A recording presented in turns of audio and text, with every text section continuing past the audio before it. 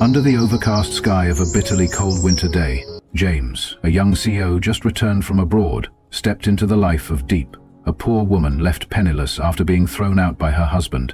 Their love story began in a fateful moment at the local administrative office, where a desperate Diep sought help, and James, by chance, became a small beacon of light amid her darkness. Yet Diep's past with Pau, the brutal husband, continued to haunt her, while the appearance of Lin, a sympathetic friend, slowly revealed painful secrets. In episode 22, we recount how their paths crossed, and whether their love would be strong enough to overcome the barriers ahead. Early in the morning at the airport, a frigid atmosphere prevailed. A thick fog blanketed the pathways, and every exhaled breath turned to white mist in the roughly 41 DGF 5 DGC chill. James, 28, who held a master's degree in agriculture after spending 5 years studying overseas, stepped off a long-haul flight. With his worn suitcase dragging across the cold marble floor, his footsteps echoed amid the bustling crowd of hurried travelers, those hauling luggage, calling out to one another, and the steady announcements over the speakers. Dressed in a heavy grey coat and polished leather shoes that starkly contrasted with the worn-out slippers and fabric shoes of fellow passengers, his eyes shone with excitement as he returned to his homeland. It was as if his gaze, bright and determined, cut through the fog, like high beams piercing the mist. Pulling his phone from his coat pocket, his chilled fingers dialed a number. His deep voice resonated through the receiver, despite the howling wind outside. "Hello, I'm back in Vietnam now. My home isn't as wealthy as you think. I studied agriculture, and I plan to help our local farmers." The friend on the other end chuckled warmly. "Great. I'll visit soon. Take care of yourself." James nodded, though unseen, and ended the call. A surge of quiet pride welled up as he thought about applying the advanced techniques he'd seen abroad to help the local farmers, those who had grown up among the golden rice fields and dusty red roads of his childhood. Not far from the airport, James arrived at the Tan Minh commune office to register for residency and citizenship formalities. His rented motorbike chugged along the bumpy dirt road into the village. Inside the cramped office, with its faded white walls and long, crack-like lines that resembled the wrinkles of time, the air was thick with the mustiness of old paper, mixed with a hint of charcoal smoke wafting from a nearby stove. The clack of an aging keyboard punctuated the silence from a corner, where a middle-aged clerk sat with a worn, somber face behind thick glasses. Taking a seat on a squeaky plastic chair, James carefully presented his documents and politely said, "Hello, sir. I just returned to the country. Could you please help me register to live here?" The clerk, pushing his glasses down his nose, examined him under the dim fluorescent light dangling from the ceiling. "All right, I have your information here. James, 28 years old, Masters in Agriculture." James nodded with a slight smile. "Yes, that's right." The clerk smirked, his tone curious. "So, you're so smart. What are you doing back home? Isn't life better abroad?" Standing tall, James replied earnestly, "I studied abroad for 5 years and witnessed the advanced methods in agriculture, from cultivation techniques to modern preservation technologies. I want to contribute something to our people, especially to help the local farmers ease their struggles." The clerk nodded, a flicker of admiration in his eyes. "All right, I'll process your paperwork right away. Please wait a moment." Soon, after all the forms were completed, the clerk handed James his documents. "You're all set now." James stood up, bowed slightly, and said, "Thank you, sir. I wish you good health," before leaving. His heart felt lighter as he took his first official step into a new life. Riding his motorbike along the familiar village roads, he was greeted by the earthy scent of moist soil and the subtle aroma of ripening rice, echoes of his childhood. At the same time, in a different corner of the office, Diep entered with tear-streaked red eyes and a sorrowful, disheveled face. Her cheeks were marked with streams of tears, reminiscent of raindrops on an old window pane. Clad in a threadbare, worn-out coat and shabby, faded clothing that barely clung to her frail frame, her scuffed rubber sandals produced faint squeaks on the scratched wooden floor as she walked. Wrapping her arms around herself to fend off the biting cold, her trembling hands betrayed her inner pain. With a voice choked with despair, she cried out, "Hello, officer, please help me. My husband has kicked me out. I have nowhere to go." Turning towards James, who had been waiting nearby for his documents, she mistakenly believed him to be a clerk and pleaded, "Please, help me. He's demanding a divorce and leaving me with nothing. I don't know what to do." Startled, James blinked in surprise at the sight of her tear-dropped eyes. He shook his head slightly and gently explained, "I'm sorry, ma'am. I don't work here. Please go inside and speak with an officer." Hanging her head in embarrassment, Diep muttered, "I'm sorry," and quickly made her way to the counter. Her steps were heavy, burdened by despair, her eyes searching hopelessly, as if caught in a storm without shelter. James watched her frail figure disappear behind the old wooden door, his heart stirring with a mix of compassion and curiosity. Little did he know that that fleeting moment would forever alter both of their lives, tying them together amid life's turbulent currents. The clerk at the counter then turned his attention to Diep, his eyes weary yet his tone calm. "Please, remain calm. What seems to be the problem?" Through sobs, Diep poured out her agony. "My husband took me away, demanded a divorce without any share of the property. I have no place to go, no idea how to live." Her tears soaked into the worn floor as if they were raindrops on parched earth. The clerk frowned and inquired, "Where do you live?" In a quavering voice she replied, "In Tanmin village. But now I've been thrown out. I have nothing left." The clerk scribbled some notes on a sheet of paper before saying, "According to the law, divorce should include a fair division of property. Please, try to stop crying. Tomorrow, I will accompany you to speak with your family and see what explanation they offer." Diep quickly wiped her tears, softly whispering, "Thank you, sir."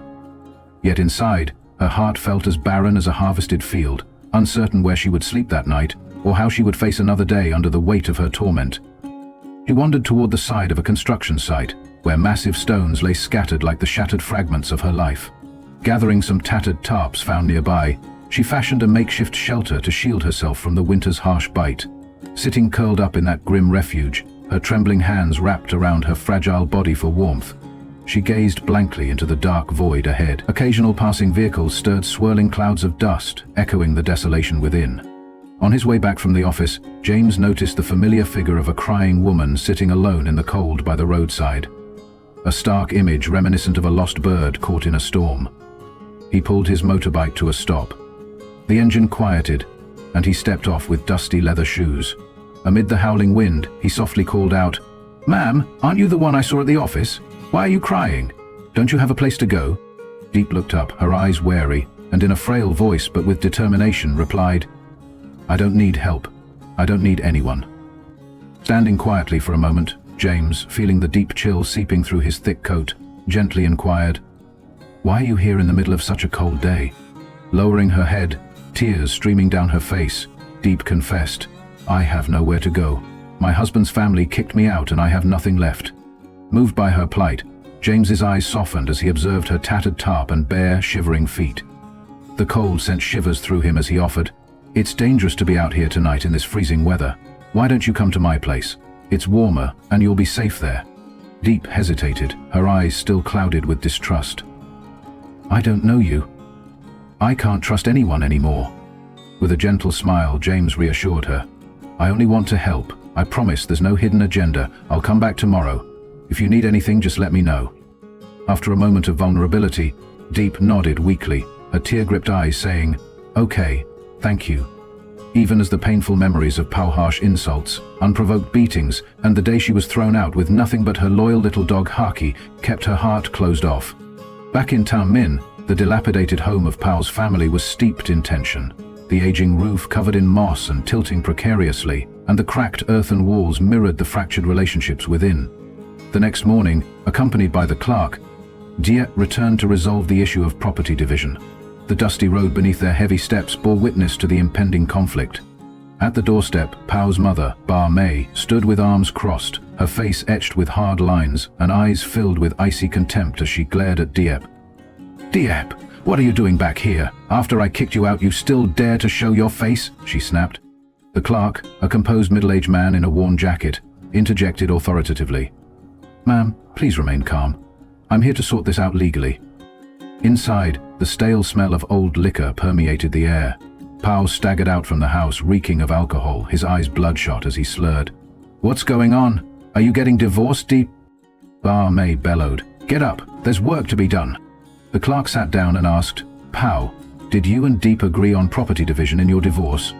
Pao sneered bitterly. "I left her. She spent 5 years not bearing any children. I'm not giving her a cent. In our family, if you can't bear a child, you leave empty-handed." Diep burst into tears, her words trembling. "I worked hard, earning money for the house and the land. I even purchased 3 plots of land, and now you're saying I get nothing?" Ba Mei laughed scornfully. A daughter-in-law's duty is to contribute, not to expect handouts. If you leave empty-handed. Pao agreed with a drunken nod. Exactly. If you can't bear children, don't even ask. The clerk then led them outside to inspect the 3 plots of land. As the cold wind made Diep shiver in her thin jacket, she pointed to the fields with a shaky voice. "This is the land I bought with my own earnings." Pao retorted in a slurred tone. "Nonsense, my mother bought it. Don't even try to fabricate a story." Ba Mei added with a triumphant smirk. "Without proper title deeds, you can't claim anything, you useless woman." They returned indoors, where the clerk demanded to see the title deed. Ba Mei reluctantly retrieved an old ledger from a wooden cabinet, which clearly bore her name, Li Ti Mei.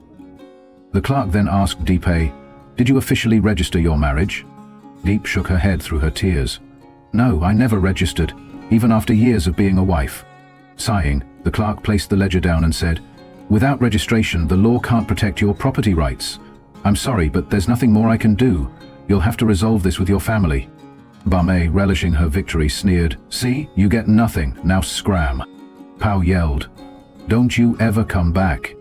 With her head bowed and tears soaking into the earth, Diep left, her hands trembling, burdened by sorrow and helplessness, as if her heart had been broken like a field laid waste after harvest. That night at a local drinking spot, Pao sat with his friends, liquor overflowing from every glass, as weak oil lamps cast flickering light on his ruddy, inebriated face. Amid a haze of cigarette smoke and cheap alcohol, he boasted in a slurred, self-satisfied tone, "My new wife is so perfect. She bears children, works hard and earns money. My ex-wife was unattractive, boring and couldn't bear me a child. Ditching her was the right call." One friend, clearly intoxicated, asked, "Diep wasn't that bad. She worked hard. Why did you leave her?" Pao slammed his glass on the table and snapped, "She wasn't worth it. Now I'm much happier. My new wife is about to have our child." He laughed boisterously, unaware that by morning Ba Mei would be storming around the house, discovering that the ledger was missing. Shouting furiously, she declared, "Surely Diep stole it. No one but her could have done this." In his drunken stupor, Pao muttered, "I'm off to look for Linda. She must have taken it." Stumbling out into the night, he disappeared into the darkness, lost in his inebriated haze. Meanwhile, Diep sat shivering in her makeshift shelter by the roadside. Suddenly, the police arrived with their flashlights beaming in the cold night, voices stern as they questioned her. "Diep, we suspect you of stealing the title deed. Come with us." Panic-stricken, Diep sobbed, "I didn't take it. Ever since I was thrown out, I haven't been home." An elderly local vendor attested, "She's been here for days, hasn't gone anywhere." The officers eventually released her with a warning, "If the deed isn't found in 3 days, you'll be taken in again." Trembling with fear, Diep wondered, "Will I end up in jail? How can I survive?" Across town, in a modest rented house near the village, James couldn't shake the image of Diep huddled in the cold. Determined, he called Tuan, his informant, saying, "I need to know more about Diep. What is her husband Pao really like?" Tuan explained, "Diep has suffered immensely. She's been treated like a slave, forced to support Pao's family. The truth is, Pao is infertile, not Diep, but they shift the blame onto her. Diep was an orphan, sold when she was young." Hearing this, James fell silent, his heart aching. "She deserves better," he murmured, resolute. "I must help her escape this injustice." The following day, while riding along the roadside, James spotted Diep again, seated alone, her eyes red and filled with despair. He stopped and approached. "You shouldn't stay out here, it's too dangerous." Diep looked up weakly, admitting, "I have nowhere to go." With gentle compassion, James said, "I understand your fear, but I want to help. Is there anything you need?" Between tears, Diep replied, "I'm scared of going to jail. They think I stole the deed." Reassuring her, James affirmed, "I believe you. I'll do everything I can to help. Don't lose hope." For a brief moment, a fragile warmth glimmered in Diep's eyes, like a ray of light piercing through a dark, stormy night. James eventually finished setting up his farm and celebrated the new year with Diep, bringing light and hope into her life. Yet, just as their love began to blossom, James' father returned. A new challenge loomed as he questioned whether he could accept a poor, downtrodden girl into their family. The unfolding of these tensions sets the stage for episode 23, where the answer to this daunting challenge will finally be revealed. Ấm áp đã làm trái tim cô rung động. Cô nhận ra mình yêu anh, không phải từ hôm qua mà từ rất lâu. Có lẽ từ khoảnh khắc đứng trước cô, bảo vệ cô khỏi sự tàn nhẫn của Paul. Những ngày khi cảm giác ngọt ngào ấy len lỏi trong vào lòng, nỗi tự ti lại trỗi dậy như một con sóng dữ. Mình là ai mà dám yêu anh ấy? Một người phụ nữ nghèo khổ, từng bị chồng bỏ rơi, không cha không mẹ, mình không xứng đáng. Cô tự nhủ, đôi mắt mờ đi vì những giọt nước mắt kìm nén. Diệp bước chân ra, đôi tay gầy guộc ôm lấy mình để xua đi cái lạnh của cơn gió sớm. Cô cúi xuống nhìn Haki, chú chó đang bẫy đuôi bên chân cô, và mỉm cười yếu ớt. Haki, bạn đã đói chưa? Cô hỏi với giọng dịu nhẹ nhàng như nói với một người bạn thân thiết. Cô lấy chút thức ăn căng bóp nhỏ xuống, đặt xuống quan sát.